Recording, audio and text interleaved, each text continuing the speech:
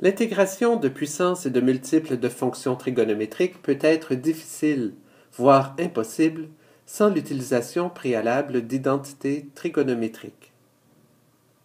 Parmi les identités les plus utilisées, il y a celles qui découlent directement des définitions et qui expriment tangente, cotangente, séquente et coséquente en fonction de sinus et cosinus. Il y en a d'autres, moins évidentes, que nous allons démontrer. Celles qui viennent du théorème de Pythagore, celles qui permettent de passer d'un angle 2θ à un angle θ, et celles qui expriment sinus carré de θ et cosinus carré de θ sans exposant. La première identité est de loin la plus importante. En prenant l'équation de Pythagore et en divisant à gauche et à droite de l'égalité par h carré, on obtient sinus carré de θ plus cosinus carré de θ est égal à 1. Pour la seconde identité, on prend la première et on l'en divise à gauche et à droite de l'égalité par cosinus carré de θ.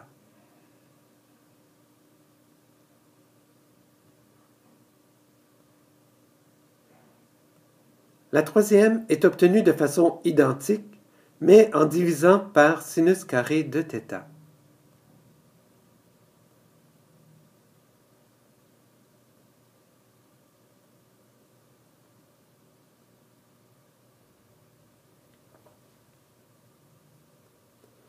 L'identité 4 découle directement de la formule du sinus de la somme de deux angles.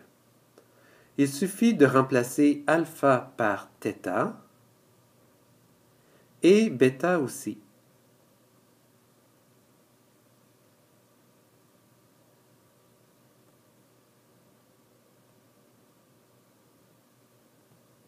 La même méthode est utilisée pour l'identité 5.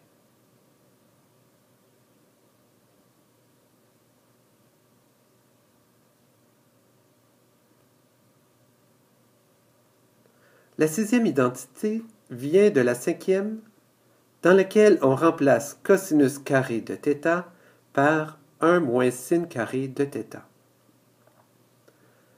Puis, on isole sinus carré.